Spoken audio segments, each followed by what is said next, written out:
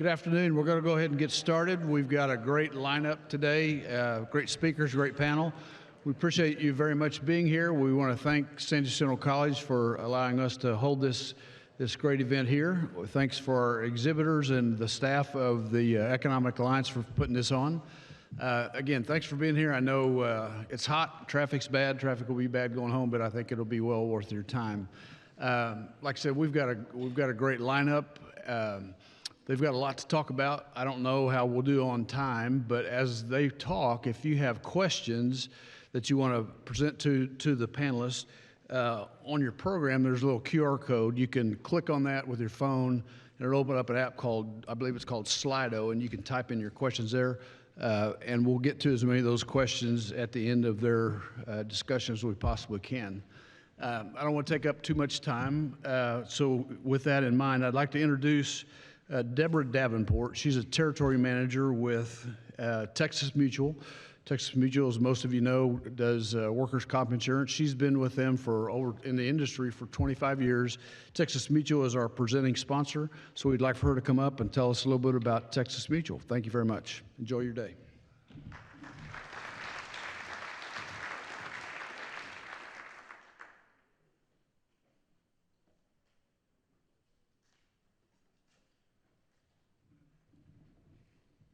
I knew I should have worn heels. Good afternoon. I'm Deborah Davenport, Territory Manager for Texas Mutual, right here in the Houston region. And I'm standing in today for our Regional Vice President, Peppa Sharaus, who was unable to join us today, but I promised I would deliver her heartfelt message to you. We're very excited to be joining you today, and we're thrilled to have the opportunity to help sponsor this event with the Economic Alliance. Texas Mutual provides workers' compensation to over 76,000 Texas businesses and helps provide care for their 1.5 million employees. While we work every day to support those businesses, our mission goes far beyond insurance. For our direct clients, we have a one-of-a-kind dividend program that rewards many policyholders for their safety and for choosing Texas Mutual. Last month, we distributed a company record, $340 million in dividends to our policyholders across the state. Approximately 92% of our policyholders received a dividend. That means about 69,000 Texas businesses received money back to go towards their bottom line. This is also a milestone year for us because it marks the 25th year we've paid dividends. That's over $4 billion back into the Texas economy over the last 25 years. We're proud to share our financial success with the businesses who count on us. But our outreach doesn't just stop with the businesses that we insure. We strive to build a stronger and safer Texas for all Texans. We invest in Texas nonprofit organizations that focus on workforce development, safety training, support for working families, and health and wellness. We believe these items are critical to a strong economy.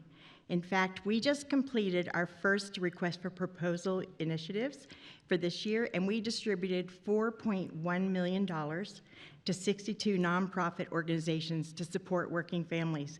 And I'm happy to add that one of our largest grants went to a nonprofit right here in Pasadena.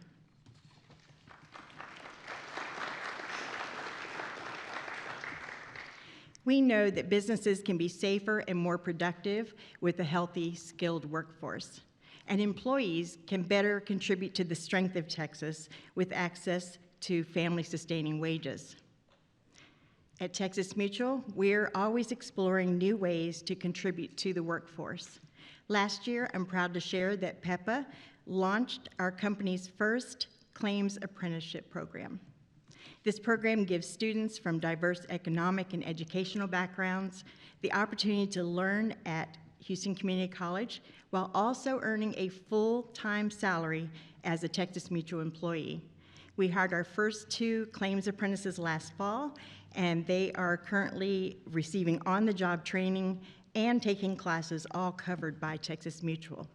We believe that programs like this will help build the workforce for tomorrow, one that's diverse, loyal, and equipped to serve our customers. We're glad to work with the Economic Alliance, a great organization that focuses on creating a vibrant economy in the Houston area. This region continues to grow stronger because of their work and collaboration. Thank you to the Economic Alliance for hosting this wonderful event, and on behalf of Texas Mutual, we look forward to our continued partnership.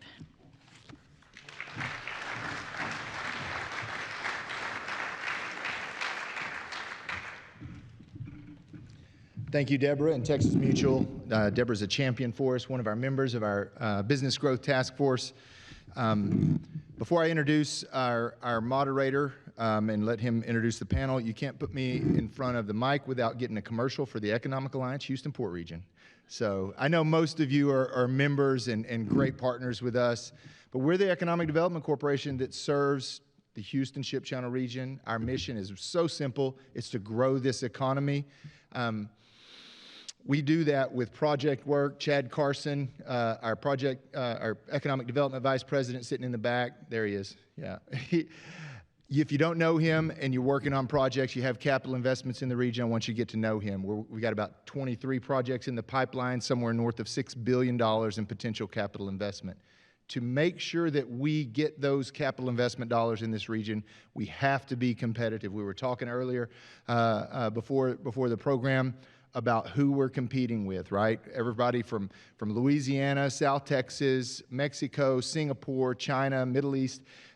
Those are our competitors for capital investment dollars. And so in order to be competitive, we have to be good in infrastructure. We talked about that a little bit. We'll hear from some of that today on the panel. We have to set good policy. We have to have great workforce, and we have to have quality of life. We've got a couple of our mayors here today. We have to have communities where you can raise and educate your families. So we compete in all of those areas through our members in our task forces that head those areas up. We heard from TxDOT on the redevelopment of 225 a couple of weeks ago, and we're about to start beginning to push that project. It's going to be a very expensive project, probably north of $20 billion to redevelop Highway 225 to add new capacity to move our freight in and out of this. But the balance of that, and Mayor Cole knows this, the balance of that is that every single day that we do business in this region, we produce $1.5 billion worth of GDP. So after a couple of weeks, we will have justified building that type of project, right? So that's the kind of work that we're working on in this region. That's what you as members of the organization and stakeholders in the region bring to the table, because we want to keep, as Bob and I were talking about before, we want to continue the prosperity of this region without putting hurdles or without tripping ourselves as we move along and have opportunities to grow. So thank you to all of you members. Thank you to our sponsors, especially Texas Mutual. Deborah, thank you so much for everything that you do. The committee that puts this on does a fantastic job. We have 4 events each year. This is one of them. They always bring good information and a great chance to network. And then I want to say a special thank you to all of our staff. You've got Mandy over here, and then the rest of the staff. Maricela puts these on. You all know Maricela because she is the face of the organization when it comes to events. So say thank you to the staff. They do a wonderful job, and the committee. Now, without any further ado, I will ask Bob and our panelists to make their way up here. If you do not take and read the Houston Business Journal, you're missing out on some of the best information, business-wise, economic-wise, that happens in this entire greater Houston area region. I will say this, Bob and I have been friends ever since he moved here from Hawaii. He gave up Hawaii, the Business Journal, what did they call it? Hawaii Business Journal? Pacific Business Journal, based in Hawaii. He gave that up for Houston, right? I know his mom he has roots in Louisiana, so he says he was going close to home, but he gave Hawaii up for Houston. Well, since he's been here, they've been there are 47 business journals in major cities around the U.S., Houston's #1, and has been consistently since he's been here. Also, over the last 6 years, they've exceeded their budget each year, even through COVID, due to his leadership and the information that he pushes out and the information that Houston provides to the entire country. So we're blessed to have him. I consider him a great friend and brother. He's a fantastic fountain of information, and we're really lucky to have him moderate this. So I'm introducing, let's welcome Bob Charlet with the Houston Business Journal, and I'll let him introduce everybody. So welcome, Bob. Thank you. Thank you so much, Chad. Can you hear me? Thank you so much. You said that exactly the way I paid you to, and I appreciate that very much. How about some applause for Chad? He just does an unbelievable job. He is just a champion for this region. He is a contributor to HBJ and has been for years and years. He is our go-to for anything related to the port, to the region, the petrochem industry. So thank you, brother, and thank you for your friendship and partnership. Thank you all for being here. I'm really thrilled to be here to moderate what I believe to be an outstanding panel. So we've got about an hour to spend. If we get time, we'll get to your questions. So as you hear our panelists, if you've got questions, sort of be thinking about them, and we're going to have a format that you're going to be able to ask them. So let's jump in, and I'm going to introduce our panelists one at a time, but these are brief introductions. Their full bios are on the table with you. First is John Grimes, LBC Tank Terminals. John joined LBC in October 1998 and has over 39 years of experience in the terminal industry.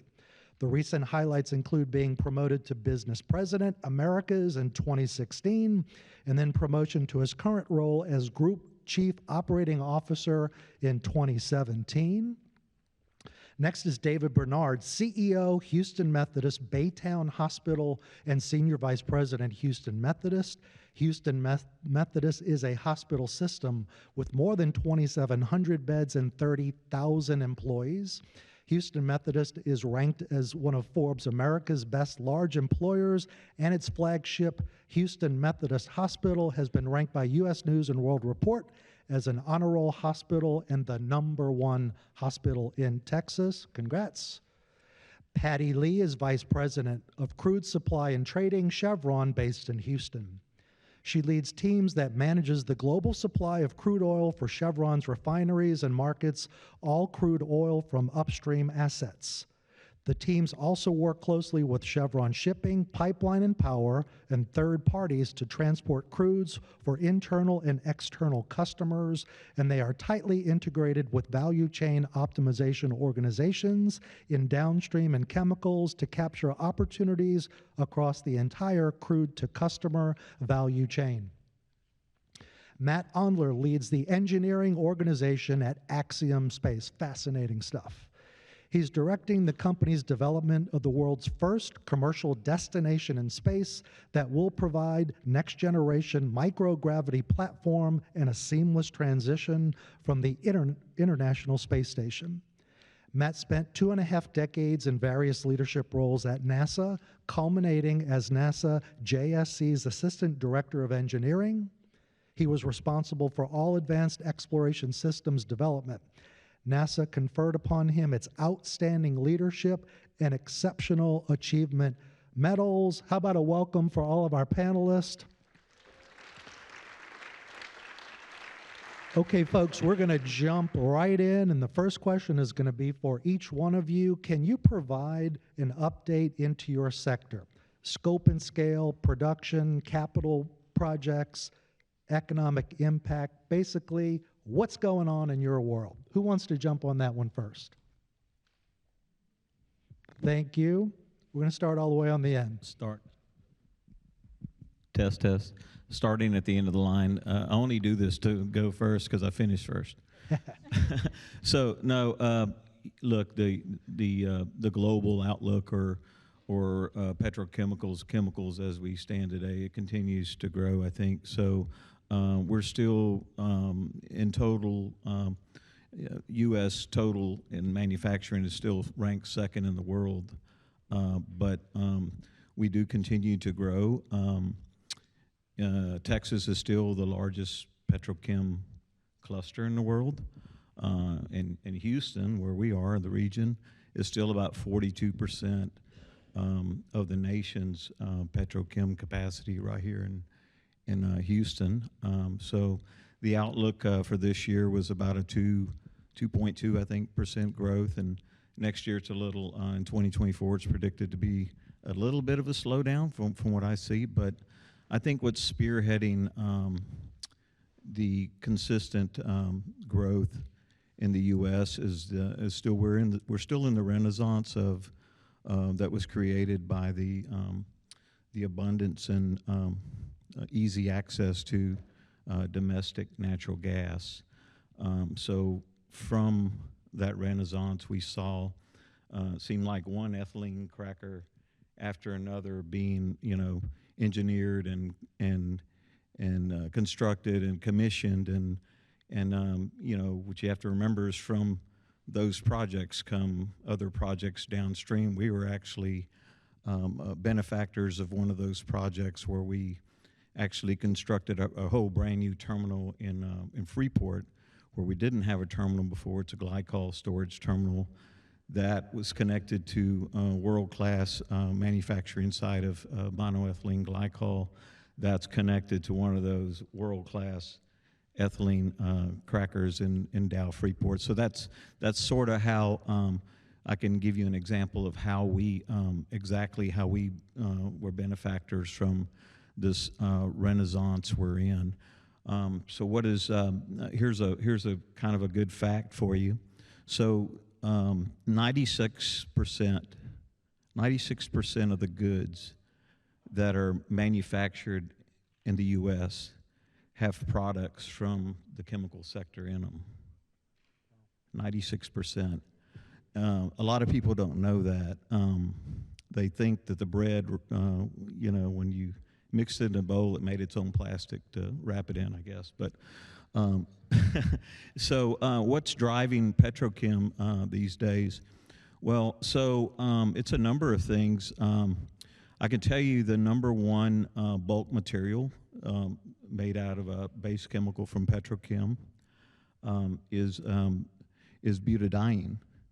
It's a big one. About 56% of that is made right here in our Petrochem cluster, and then there's 40% or so of ethylene and 44% of propylene. All these go into resins, plastics, thermoplastics, things that you need to package foods, fertilizers. Butadiene is the main base petrochem for synthetic rubbers. So so the products that come from those base petrochems are polyvinyl chloride, which everybody knows, PVC, polypropylene, and polyethylene. So I think that's all driven. The demand is driven by population growth for sure. The population continues to grow, and as the population grows, there's still a need to preserve more food. There's a need to have more building materials on hand. And I just want to say maybe one word on jobs or what petrochemical logistics industry means. So just in Texas, there's about 100,000 petrochem workers, but from that work, there's 500,000 or so related jobs. So it's that big. Roughly about half of all those jobs are in the Houston economy or Houston region. Another good bit of information: for every one job created by the business of chemistry, there's about 6.8 now, I think is the new number, 6.8 jobs that are needed in other sectors. So even the sectors that are represented up here are definitely interface a lot with these business of chemistry jobs. Thank you for that. Go ahead, Patty. I'll go next because we're so related. So I representing kind of the energy industry, and I'll just start by saying that the world consumes and produces roughly 100 million barrels a day of crude and condensate, so liquids. I'm less steeped in the gas world because I'm in crude supply and trading, but so if you take that 100 million barrels a day in your mind, that's growing. It hasn't plateaued yet. We see a growing industry, despite what, the need to kind of move to lower carbon. Oil and gas remain a huge part of the energy needs going into the future. So of that 100 million, U.S. is actually first in production. We're producing about 12.5 million barrels a day of liquids right now. Saudi has the capacity to produce between 11 and 12. Right now they're at 9 because of the OPEC quota cuts. And Russia's the third big producer, so you've got the 3 big ones, U.S., Saudi, and Russia. And Russia's probably somewhere around 9. It's really hard to tell these days with the sanctions and the war. There's a lot of oil flowing that we don't see right now. It's flowing other places on the dark fleet, is what it's called. So anyway, so the U.S. is just a major, major player in the global oil world. And Texas is extremely important in that mix, right? So Texas is about 40 to 45% of that oil production. So, close to half of the oil produced in the U.S. comes out of Texas. Permian is growing. We anticipate that it'll still grow. And then it's also about a quarter of the gas production. So the dry gas reserves here in Texas are huge. Some of that's in the Permian. There's a Haynesville that's close to here that's a big gas basin. And so Texas just plays a very big role. And until a few years ago, oil was trapped, right? But a few years ago, then all of a sudden you can export oil and gas out of the United States. And all of a sudden, all the infrastructure around this Houston Ship Channel became even more important. So I think it's just a major, major opportunity in this industry and in this area to serve the growing needs of a lower carbon but growing need for energy around the world.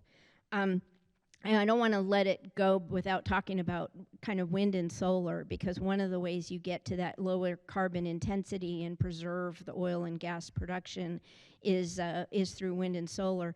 And Texas actually gets almost a quarter of its energy needs from wind and solar. And it's used out, if you're ever driving out in West Texas, you see that a lot of the power for the production facilities comes from wind and solar. So you're using renewable that lowers the carbon intensity of the barrel that's produced and makes the Permian a very competitive barrel. I guess the other thing I would say is just a little bit of personal. I'm actually a petroleum engineer, even though I'm sitting in supply and trading, and started my career in the Permian, completing oil wells out there, and have worked most of my career, though, in downstream, in refineries, and in the marketing side, and in the value chain, and in infrastructure. So I always like to say I've drilled an oil well, and I have pumped gas into a customer's car and collected cash for it. And so I've seen that wellhead to wheels value chain in the oil industry, and I'm certainly passionate about it and the role that it plays in serving a growing population. And just to then finish off, Chevron is also a big integrated oil company, and so of that production, we're about kind of 3 million barrels a day of oil and gas equivalent. And so we have a major role here in Houston. We have a major role in the Permian, and we're excited about the opportunities in the Houston Ship Channel to help kind of funnel that oil and gas through LNG out to serve those growing markets. Thank you so much for that. David? Sure. Hello? Can you hear me? There you go. Okay, great. Well, thank you, Chad, and everybody for having us here today. I'm excited to talk about the healthcare pillar because it's a huge contributor to the economy in Houston. And I honestly consider everyone in this room extremely lucky. And what I mean by that is whether you have a well-known condition or something rare, you're just minutes away from the very best healthcare available anywhere in the world. Houston is internationally known for being one of the best and biggest healthcare communities.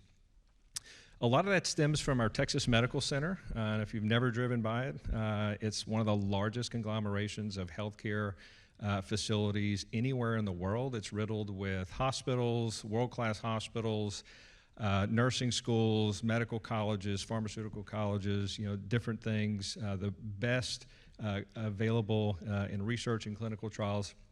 And from that, it really attracts some of the best talent in the world. And so it really makes cutting edge technology and things like that available to all of us very, very readily. From the Med Center really kind of stems a huge network of healthcare all throughout Houston. You have integrated health delivery systems like Houston Methodist and others, riddled with clinics, emergency rooms. We have an amazing public healthcare system as well. So what this massive network does is it's also one of the larger employers in the Houston area. It's about 3.5 million people that work in Houston. Over 12% of that has a job in healthcare. So 1 in 8 people you run into is a healthcare worker. I was talking to somebody earlier, and he says, "Oh, my wife's a nurse." And the growth in Houston is projecting over the next several years that 1 in 4 new jobs coming to Houston is going to be a health services related job. And so with Houston's growth, you've seen it, we're at 7.3 million people today. We're projected to go to like 12.x million people by 2060. It's no wonder you see that level of growth in the job market. And an interesting fact is 29 out of the last 30 years, the healthcare sector has gained in jobs. There was 1 year, and you probably guessed it, 2021, where we had the pandemic, where we just saw a dramatic drop in health services or people seeking healthcare, and it was only by 3,000 jobs. So when you think about, roughly almost 400,000 jobs is less than 1% job loss in 1 year. We talked a little bit about systems being competitive. We have a very competitive healthcare delivery system. We work extremely well together. And I'll give a shout out to SETRAC, the Southeast Texas Regional Advisory Council, who's really our emergency response coordinator. They help coordinate resource in natural disasters, pandemics, and different things like that, and they work extremely well. Houston's hospitals don't work without doctors. Clinics don't work without doctors. Houston is an amazing, attractive place for physicians. I recruit physicians from California and the Northeast all the time. They come here for the weather. They come here for the schools, the great education, the tax differences from some of the northern states. So it's a great place for talent to come here, train, work, live, raise a family, and retire. One of the other things that I think the healthcare system does here very well is we're a significant draw for business outside of Houston. So we have thousands of people every day seek healthcare in Houston. Houston Methodist Global, we have an international global division that facilitates access and also does consultation all throughout the world. Last year alone, we had almost 3,000 patients come from 80 different countries to seek care in Houston. And we also saw at least 1 patient from every single state in the United States. So I think as long as there's people in Houston, the healthcare system is going to continue to thrive and be an amazing part of the economy. So thank you very much. That's a great overview. Are you ready? I'm ready. Well, thank you for having me, first of all. It's a pleasure to be here. I love talking about Axiom Space and love talking about space in general. I usually have a colleague out in the audience to signal me to stop talking so much, so they may have to turn my mic off. So first of all, there's really fundamental changes going on in space. We're at this tipping point where we're going to see things that are fundamentally different than we've seen before. But first, let me set a little context. Bob and I were talking, he was remarking that the space station is about 250 miles above the Earth, which is not very far above the Earth, but it's far enough that it has this very interesting resource called microgravity. And there are things that you can do in microgravity that you can't do on the Earth, and so I'll talk more about that in a second. Around 2000, we had built enough of the International Space Station that we could permanently man the station. And ever since then, there's never been a day in which humans have not been in space. So the students that go to San Jac have never lived in a world in which humans were in space, which is pretty remarkable. So far, though, the entities that have managed to put humans in space for the long haul have been countries with enormous resources. The Russians, the US, and now the Chinese have their own space station. So it's a bit audacious to think of this little company in Clear Lake is going to build a space station. But it's really because of advances in technology, and it's all the things that we've learned from those 23 years or so from NASA. And so we are building the world's first commercial space station. And what that means is we hope to win NASA's future work, and the reason NASA is helping us build a commercial station is that they'd like to get away from owning a space station. They like doing the research and technology development, but the ownership of the International Space Station is about $3 billion a year. If they can free up that $3 billion, it helps go to the moon and Mars. And so we hope to win that work from NASA, but more importantly, 15 to 20 years from now, we're going to be surrounded by objects that we can't imagine how we live without that were manufactured in space. And only a commercial entity can manufacture things. NASA's charter doesn't allow someone to manufacture items. And so, give you a couple examples of things we hope to manufacture. Already on the International Space Station, they've done experiments where they've bioprinted retinal implants. And you can make retinal implants on the ground, and they do. And I think insurance pays about $70,000 for a retinal implant surgery. But the implants you make on the ground, it's like trying to make a sandcastle with dry sand. It slumps and you get sedimentation and you can't get a perfect retinal implant. In microgravity on the International Space Station, we've made perfect retinal implants. So those would be some of the first things that we manufacture. And NASA can do the experiment, but then they can't make it at scale. And so having a commercial destination allows us to make it at scale. And then I think there's just going to be hundreds of those sort of applications, much of which we can't even imagine. It's sort of like trying to predict the apps on your phone that you can't live without 20 years ago. So I think there's going to be hundreds of applications, and that's why the fundamental change in space is going to be that it's really businesses that are doing something entirely different. They just happen to be using space to make their product. And so to bring it more locally, we're proud to be here in Houston.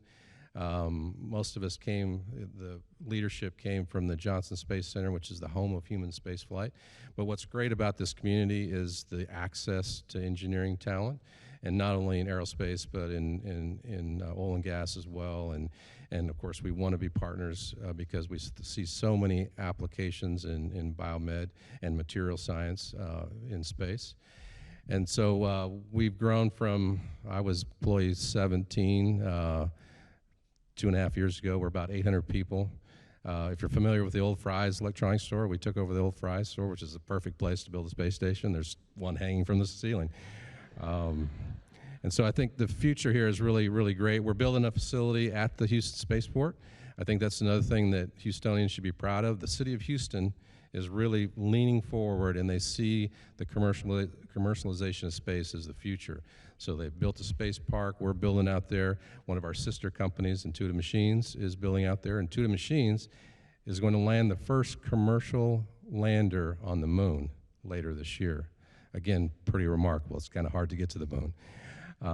And so we're going to grow this community, and again, it's going to be more than just the traditional aerospace, the Lockheeds and Boeings. It's going to be little biochemistry startups and materials startups that really grow this industry, and we hope grow all the way around that spaceport. So, Don't stop. Keep going. I seriously could listen to that all day long. Okay, folks, we're going to move on to some challenges that your industry may be facing, as some of our audience members may be facing something similar. And we're going to start with workforce. It's gripping, there's a lot of digital and, disruption from COVID and technology impacting the workforce. Tell us what challenges you're facing, and then how are you trying to deal with them and overcome them? Who wants to take a stab at that one? David? Sure, I'll go. We're a very people-dependent industry. We're people treating people in many cases. So I would say challenges, the workforce is probably our number one challenge. I think healthcare is chronically understaffed at all levels, doctors, nurses, techs, variety of different positions. And if you look at the data from the colleges, the American Medical Association's estimating we'll probably have about 125,000 shortage of physicians by 2033, excuse me. And from a nursing perspective, we need about 200,000 nurses a year, and we're producing about 150,000 nurses a year. It's creating immense pressure because the demand of Houston continues to add to the fact that we need more people to care for more people. I'll talk a little bit more about that. But one of the challenges and the reasons is our pipelines are constrained. And when you think about medical colleges, nursing colleges, et cetera, the AANC reported in 2021 that they turned away 92,000 qualified nursing applicants at the graduate and undergraduate level because we don't have faculty or training sites to teach them. And so as we continue to grow, this problem is only going to get worse. The other challenge with our labor force is demographics. We have an aging workforce. We have more people retiring than we have new people joining the workforce. I think one report estimated we were going to have, between now and 2026, we're going to have 6.4 million people retire and only about 2 million people come in to take their positions, which is going to leave us a gap of about 4 million people. So a couple of things we can do to address that. One other thing I'll just say there is, with the demand on our labor force is because we also have an aging population in the Houston area, plus the growth. If you think about it, Houston is one of the second fastest growing metropolis in the United States. As I mentioned, 7.5 to almost 12 million people over a period of time. It looks like we're going to birth about 100,000 babies in Houston area this year. Every one of those babies needs a pediatrician. All those moms need an OB. We'll have about 50,000 new people relocate to Houston. Everybody that had a doctor needs a doctor. Everybody that didn't have one should get one. And so it just continues to create that demand. But one of the bigger challenges I continue to see with the demographics of Houston is we have an aging population in Houston, and it consumes healthcare at a much faster rate than those below the age of 65. I'll give you a good example. My dad, who was really proud to tell everybody that he saw a doctor twice in his 63 years of life. Once when he entered into the Marine Corps for his boot camp physical, and at 63 when he got 4 stents, right? And so he was proud to say that. And then between 63 and 83, he's probably had 15 surgeries and seen 100 doctors, right? And so it's a case in point of, as we get older, we break down. Our car needs more maintenance, et cetera, et cetera. And so in Houston, we have a young city comparatively when we think about the growth of our metropolis compared to others. But we also have this sliver of our population that's 65 and older, which is about 15%, that's growing at a rapid pace, that's consuming a lot of resources, and it's putting pressure on our labor force to be able to keep up with not only the growth of Houston, but also the growth in certain populations within the Houston area. Thank you for that. Still on the topic of workforce. Matt, you want to jump on that? Yeah. So the challenge, so at the spaceport, we're going to construct our first modules. The pressure vessel's being built in Italy, and it'll be flown over on a largest aircraft outside of Russia. And then we will do the final outfitting, which remarkably in the storied history of Houston being the home of human spaceflight, it'll be the first spacecraft ever built in Houston. And so that takes a lot of engineers and technicians and very specialized labor. And it's very challenging because we're competing not only with SpaceX and the Blue Origins of the world, but we're really competing globally. Many countries, and some of them are our clients, are interested in space. They see the future in space, and so lots of countries are trying to build their own space agencies, and one way you do that is you go find a bunch of old NASA guys, right? And so, and I'll give you an example of some of these countries leaning forward. We now have the capability to fly private astronauts to the International Space Station. We've flown 2 missions. Thanks to Methodist, they help us with the crew health and the health screening and monitor the crew when they come back as well. And the last mission, we flew 2 Saudi Arabian nationals, one of which was a woman, which is pretty remarkable. I mean, the Kingdom of Saudi Arabia made a statement with the mission, right, that they are changing. They want to be a global player. It brings the country prestige. They had 50,000 students in country participate in various events while the crew is in orbit. So they're trying to train a workforce to be engineers and scientists. And so we're really competing globally in space. But in Houston, we're very fortunate to have a fantastic depth and breadth of technical expertise. It's sometimes challenging to hire people outside of Texas.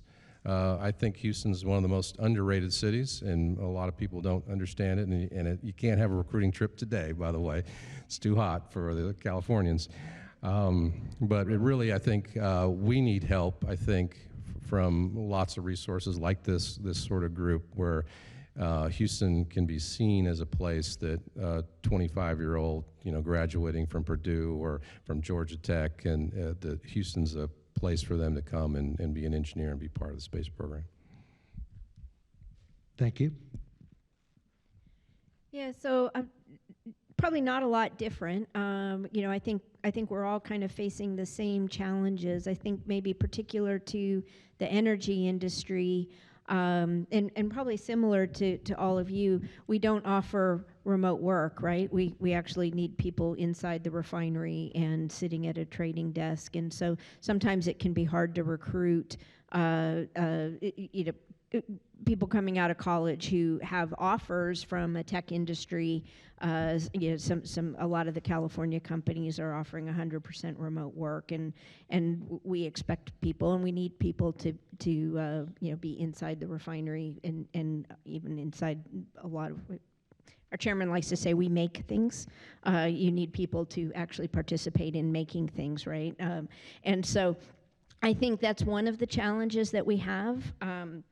I think there's been some instability and cyclicality in the energy industry, right? Massive layoffs when the crude price tanks in 2020 and previous to that, right? So as oil price cycles, we go through hiring binges and then layoff binges as well. And I think presenting a steady face to colleges in terms of hiring is going to be important going forward because we do have to replenish an aging workforce.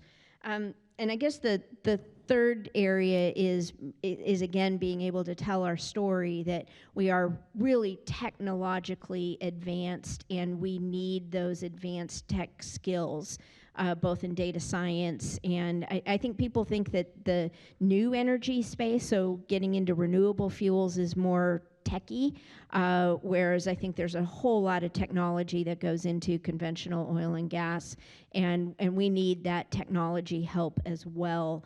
And so making sure we're telling our story well to be able to attract that into the company. So that's what I would say. John? Yep, test.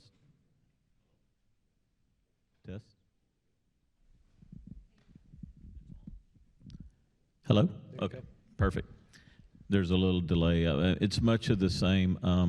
I think we're in a unique situation here as the world tries to transform away from the end goal, the target CO2 reduction, or eliminating as much fossil fuel from daily life as possible. what everybody has to remember is that the talent that's being recruited, we're already short of that talent to meet our succession plans. We talked about an aging workforce, so now you actually have these renewable projects, whether it's renewable energy projects or liquid plastics recycling projects or whatever, are all going to compete for the same person that wants to be an operator, maybe, or the same person that wants to be a plant manager or a maintenance worker in a chem plant or a refinery. And so that is probably the biggest challenge is that. And I would say that it's more vocational type workers. If you look at the Greater Houston Partnership, they're estimating in 3 years or so. I think the number is around 36,000 more workers are involved in port and port logistics type work. Just one category there, and they've got all kinds of estimates on medical and everything else. And so we worry about where these people are going to come from. And let's face it, today's generation, if the work doesn't interest them, they're not interested, right? They're very technically advanced. My grandson can work around an iPhone at 3 years old, right? I'm still trying to figure mine out, but the point is that the old school working in a refinery or a chemical plant workers are diminishing because the work's just not interesting to them. They're more into the robotics and the technology world. So, yeah, that's it. One thing I'd add, Bob, I think while there's challenges, another great advantage that Houston has is all of the fantastic universities that we have here locally. I mean, the University of Houston's made great investments and strides to be a Tier 1 research and engineering university. We got Rice, and San Jack's built a aerospace curriculum at the Edge Center. In a few years, we probably can claim College Station as a suburb of Houston, so we can claim the A&M as well. And A&M graduates, they have more people in the engineering school at A&M than even went to the University of Colorado. So there's like 22,000 students just in engineering at A&M. So again, that's a great opportunity for Houston to develop some of these companies. Yeah, maybe one more thing I forgot to mention. So, nobody mentioned the cowboy hat, but I'm a vice president at Houston Rodeo. And one of my committees is corporate development. And what we see is I'm the guy behind the scenes that we're raising donors for 4-year scholarships. We have no problem trying to give money away for 4-year scholarships. It's not a problem at all. I just went to Dallas the other day, and we gave away $1.4 million just to 70 FFA students. The problem is the other thing my committee does is we give out vocational scholarships, and we're partnered up, including with San Jack, but we're partnered up with 7 institutions of higher learning.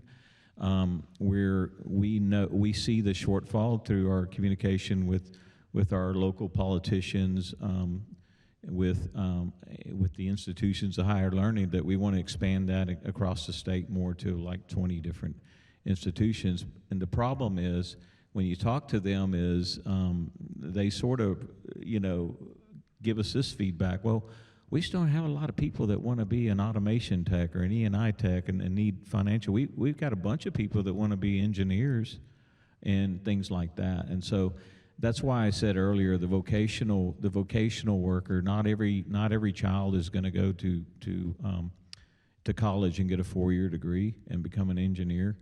But it's convincing the ones that aren't that you can make over $100,000 a year without a college education, with either in a certificate program or a 2-year program. You can make a lot of money still. Okay, we're still under the topic of challenges, but let's talk a little bit about innovation. Talking about pillars of the economy, major cities are under pressure to innovate, to demonstrate an ecosystem like the ION here is trying to capture that. Within your individual industries, what are the challenges to innovate? And I know that's especially challenging in the energy sector, but healthcare, and I'd love to hear what's going on in the space. But what sort of challenges are you facing, and how are you overcoming them under that topic of innovation?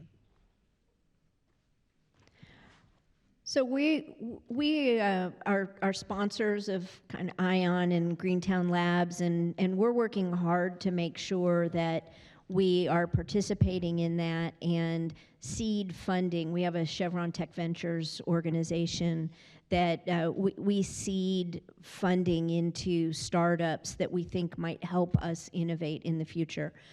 We have a great need for innovation, I think, both in the conventional side of the business and in the new energies. I mean, we have a Chevron New Energies organization with a big capital commitment, somewhere around $10 billion over the next few years to produce kind of lower carbon fuels, renewable gasoline, renewable diesel, biodiesel. Biodiesel is not really innovative; it's been around for a while, but we see it as a huge challenge. Data aggregation and analysis is another kind of big innovation challenge for us. And again, it comes back to kind of attracting those data scientists and data engineers to come work in an oil company rather than a startup out of San Francisco, right? And how do you convince them that there's great innovative things going on? I think that the companies that can solve that innovation challenge, data analysis, how do you kind of manage huge volumes of data and turn that into insights and opportunities is going to win the day. And so, attracting the talent, and then, like I said, participating in the IONs and trying to kind of glean what that future might be, that technology breakthrough that helps kind of sequester carbon. Any of those kinds of challenges, I think we're very, very much participating in. Who wants to try that one? I'll try. In some ways, our company's all about innovation. And so internally, it's not challenging to be innovative. We really have to. To give you some parameters, it cost about $150 billion to build the ISS. We don't have $150 billion. So we're going to build our space station for 5% of that cost. Some of that is looking at adjacent industries. Our computers are powered by automobile parts. The car you drive has 60 million lines of software code, and it's taken in GPS and camera data, and it's very, very sophisticated. And many of you probably have cars that it'll put the brakes on when it thinks you aren't. So those systems are really, really critical. So we're going to build a flight computer for $15,000 compared to $1 million custom box on ISS. So some of that is inherent in our business and inherent in our company. I think the challenge, though, for us is that our future customers, the people that are making these objects 15 years from now, that we can't imagine how we live without, those companies don't exist, most likely. And so we need to be able to have a community that allows innovation, that funds startups, that fosters startups to try these sort of things so that we really can build this low Earth orbit economy. And I think things like the ION Center are fantastic for that. We probably need something, more than that even in this area to really foster that sort of innovation. And the other piece that innovation needs is venture capital. And as wealthy as this city is, it's not where you go to find venture capital. If you want investment in your company, you go to Silicon Valley, you go to New York, you go to Austin. And so that's something I think the community could do, because there's certainly a lot of wealth in this community. But that's certainly something that a company needs to innovate. David?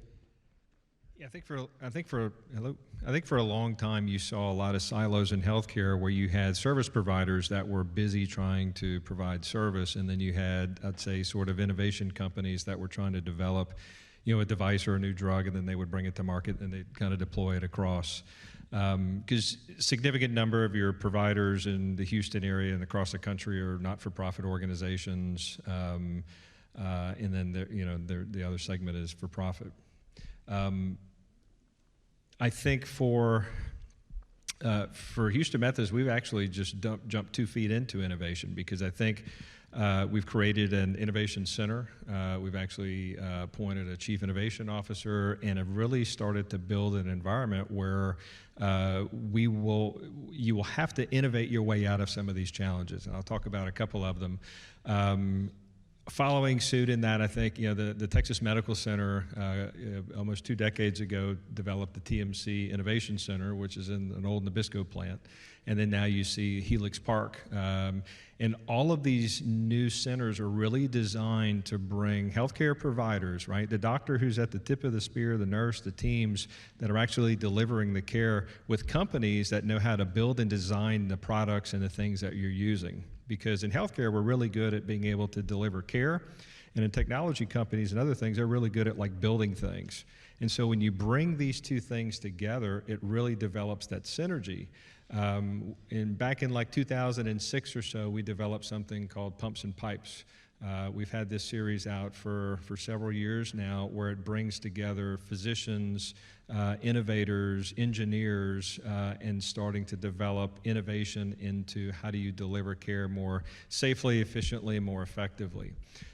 In fact, we partnered with Texas A&M University, and now there's a degree where you can get out with an engineering degree and a medical degree, because some people, they really love medicine. However, they may not like the actual patient care part of it, but they really know how to tinker and build things that are really effective in an operating room, or a mechanical robot, or things like that that can deliver safer care. So I'd say for a big segment of the industry, the reason that it hasn't been done is cost. We don't have $150 million to build something. But we've done a ton, and I'd say everything that we've done has really had to provide, I will say, value. So it's had to be cost effective, but also be improved care. And some of this, a lot of this has been done to help address our labor shortage. And I'll give you a case in point.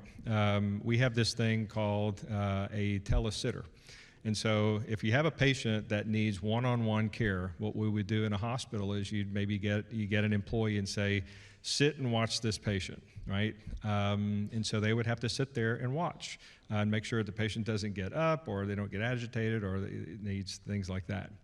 And so now, you're taking an employee that sits there and it's really low productivity, except for that moment where you actually need to intervene. So technology, we built these telesitters, which are basically robots that sit there and they surveil the room, and they're able to intervene at the right moment and call a person. That way you're not tied up.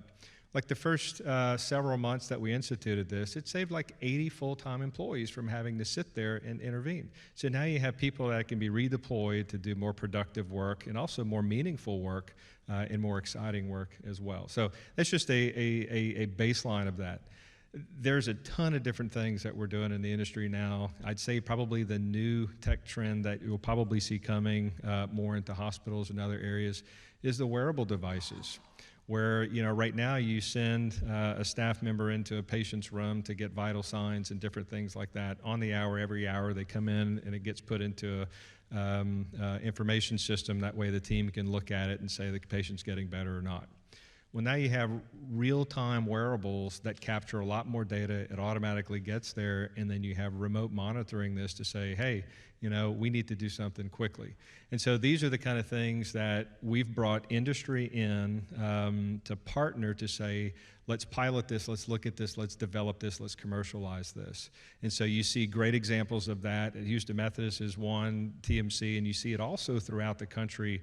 And it's everything from innovation devices to different types of implantables and other things. So it's a great space, but I will tell you, it is very difficult because of the time, the effort, the financial investment that it takes to come into this. And then moreover, the expertise on how to do it. In healthcare, we don't know how to do some of these things, so we need partners like this to say, here's how you build something, here's how you test it, here's how you deploy it, here's how you commercialize it, here's how you distribute it, et cetera. Like, we know how to use it, we can tell you if it's good or bad, but we don't know how to do all that other stuff. So let's partner together and do that. And I think you see more and more of those connections all throughout the nation. And in Houston, I think we really have all of the ingredients to really be a big spot on the map to say, if you want to do this, if you want to get something, Houston's the place to do it, because you can pull in every industry expert because they all live here. John, you want to tackle that one? Just briefly, I think we sort of echo everything Patty said earlier. I will comment that in today's petchem world and storage terminal world, we are working towards digitizing a lot of processes, and that's important. Digital things like digital twins of an operation in a plant can give you a lot of intelligence for predicting what happens and when it happens, and avoid things like leaks or incidents or production yield decreases or whatnot. But I think what I would like to comment more on is, because logistics is also part of my seat here today, is that's going to be the most difficult challenge, is the limitations of innovation into the transportation logistics world, because you have a truck driver and you have a highway and you have a carrier, and short of the satellite or that they have on the cabs and the thing that's ratting them out if they're driving for more than 8 hours, there's not a whole lot of things that we can do there on the railways.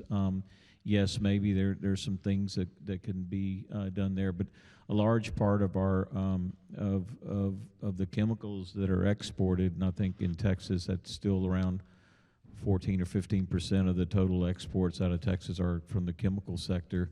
It's all maritime is the bulk, where the bulk movements go out of Texas, and so with the ships, the limitation on those carriers, or I think the type of fuel that they burn from an emission standpoint, they did that, but there's not a whole lot that is going to change with innovation on the transportation routes. Okay, panel, we're in our home stretch, less than 15 minutes, and I see on the magic monitor in front of me, we've got some questions from the audience. So shorter answers here, please, but one of them is, do you feel that Houston's economy is insulated from recessions due to our strong, diverse sectors? Maybe I'll go first on that one. I think from what I've read, and is mostly what the economists feel, is we had so much momentum in 2022 that is carried over to 2023 that it's buffering it. But I wouldn't say that if things continue, interest rates going up or whatever, things couldn't happen. But that's what's sort of protecting us, at least for 23. Patty, you agree? Yeah, I agree. I think it helps to have a diverse economy. I think it always depends. The answer is it depends. It depends on how bad the recession is, right? But I think Houston and the Houston Ship Channel is fairly well insulated from a mild recession. There's enough industry that it hedges other industries that might go through it. Like a politician. Depends. A diverse economy is a good idea, Bob. Yeah. We all agree. Yeah, we agree. Yeah, I agree. I think I agree with everything everybody here said, and I think as long as we continue to work together and synergize off of each other, I think that'll just continue to strengthen that. Absolutely. Great. Thank you for that question. Okay, we're in the home stretch here, so let's shift gears and talk about opportunities. And this is one where you can tell us as much as you like, but what do you feel like are the best opportunities right now within your industries and sectors and within your individual companies? Who wants to jump on that? Well, I'll start. Mine's 2 sentences. I think we have the opportunity to be a more sustainable industry, and on top of that, we as a chemical sector, with the affordable manufacturing cost on our side because of the easy access to natural gas and things. We still have the opportunity to grow the exports even more than they have. You know, the Houston healthcare sector is amazing, and it's the best at many things. Unfortunately, Houston and Texas is the worst at the rate of uninsured. And so while Houston and Texas has a uninsured rate of over 18%, the rest of the country has a rate of uninsured of less than 9%. So we're double. And so that is a big problem. That means for everybody in healthcare, 1 out of 5 people walking around, your potential customers, lacks the ability to actually pay for the services that they might consume. And it's a huge challenge, not only financially, because all of that cost gets passed along, it gets absorbed by the hospitals, and then all of that cost gets passed along to every single one of us who has a health insurance premium. And so that's a big challenge. The other problem with that is the percentage of folks that lack coverage is that there's really not a whole lot of motivation from a provider or an insurance provider to help promote prevention. And so we tend to use catastrophic care. You only go whenever you need something. And so unfortunately, high blood pressure turns into heart disease, and diabetes turns into dialysis as you prolong, access to care. And so, that is something I think that, you could fix a little bit of the problem with the Medicaid expansion. That's Texas is one of the states that has not decided to do that. But I think as companies, as industry leaders, as you think about taking care of your employees, thinking about your health plan, your coverage for your employees, keeping them happy, healthy, productive at work, as well as their families, that's something that everybody needs to consider.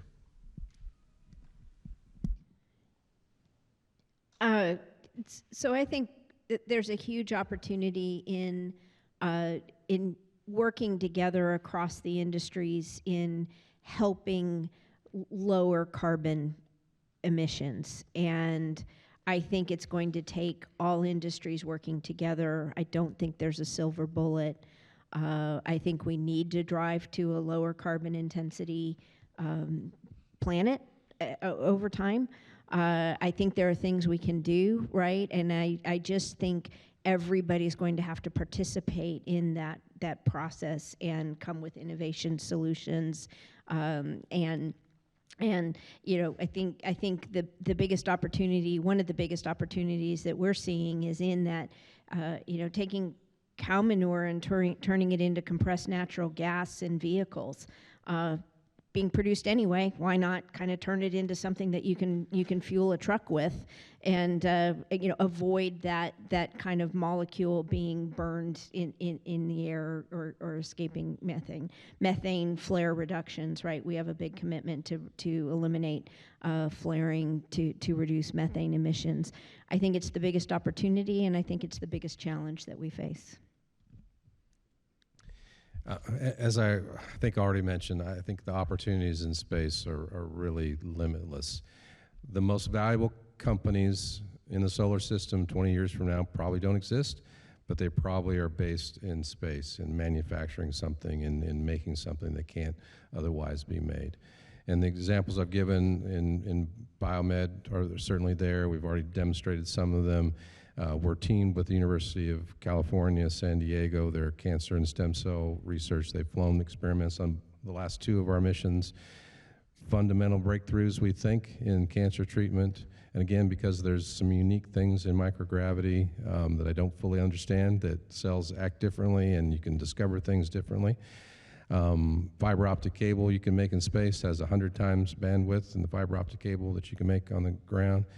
And then all the other things that I can't imagine, right? Just like trying to predict the applications on your phone that you can't live without. And so the opportunities, I think, are really immense. And it's not, again, just the traditional, the Lockheed and Boeing Aerospace. It's going to be little startups that have some idea, and we give them an opportunity to fly. The experiment's great, and then they build something in space.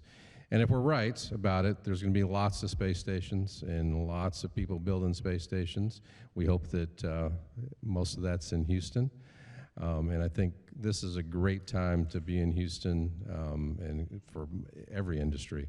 So I think the future is very, very bright. Okay, folks, 5 minutes. So we're going to have one more question for each of you, and that's going to be, where do you see your sector in 5 years? But before we get there, let me just see if somebody out there has a burning question that they can't wait to ask this panel. Raise your hand if you have you just can't wait to ask that question. Nobody? It's a shy group. Okay, folks, where do you see your sector in the next 5 years? You got about 1 minute each to answer that. I'll start. I think we will be growing our kind of oil and gas production. I think we're growing production to serve a growing population that needs access to affordable, reliable energy. I do not see that changing, but I see the mix of energy inputs changing tremendously and growing. Like I said, we need it all to serve this growing population. So I see wind growing, I see solar growing, I see renewable fuels as both inputs and outputs growing, and I see kind of oil and gas continuing to grow as well. Thank you. Going to sound like a broken record, but 5 years from now, we will be completing our space station and then separating from the International Space Station. Into the decade, NASA will very carefully put the ISS into the Pacific Ocean. The greatest engineering achievement ever undertaken will be put in the Pacific Ocean. But that'll start this new time period in commercial space. I think 5 years from now, the spaceport will be an ecosystem of space startups and people building space hardware and lots of different industries around that. Those are probably the two highlights. Thank you. I see healthcare as remaining as an international destination center for world-class healthcare, still with staffing challenges, with an uninsured challenge, and some of the continued things that face us today. But I do see it as an internationally recognized as the Silicon Valley for healthcare development, innovation, technology, bringing it from thought to the bedside. And I think that the things that we're creating in the Houston community to bring together all of the industry partners in technology and innovation, I really do think that people will come here and say, how do I start up a company that brings something to the bedside, to the consumer, and there's a huge nucleus and an environment for people to do that very quickly, very efficiently, and very thoughtfully. Final words. Finally, much of what Patty said, right? I'll just expand on it a little bit. The last I checked, which was yesterday, I think the world's population still relies, 80% of that still relies on fossil fuels, and I agree that oil and gas production still continues to grow. I think there's a controlled transition to more renewables and cleaner technology, but still oil and gas continues, and one of the bigger offtakes of the oil is the petrochemical industry. People are going to continue to be born, and they're going to continue to eat. We need more. We still need the plastics and the resins and building materials to sustain and adapt to the growing population needs. How about some applause for this incredible panel? Brother Chad, are you coming up here for final words?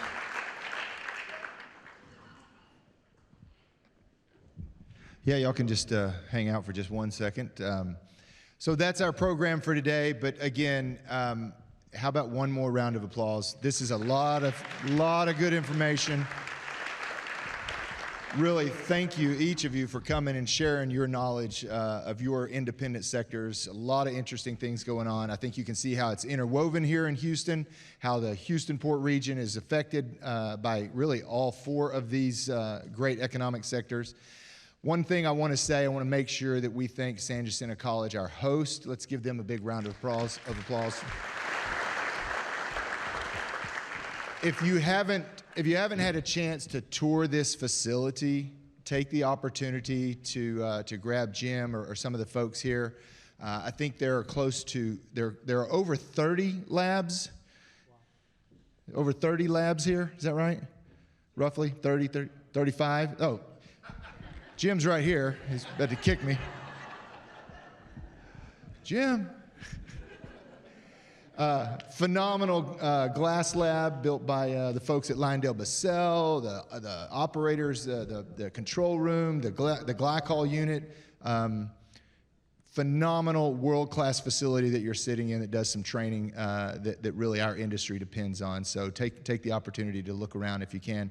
With that, thank you again to our sponsors, to Texas Mutual, to our booth participants, to the committee and to the staff. So thank you very much. You're welcome to stay around and network as long as you like and enjoy some of the refreshments. So thank you all very much. Thanks.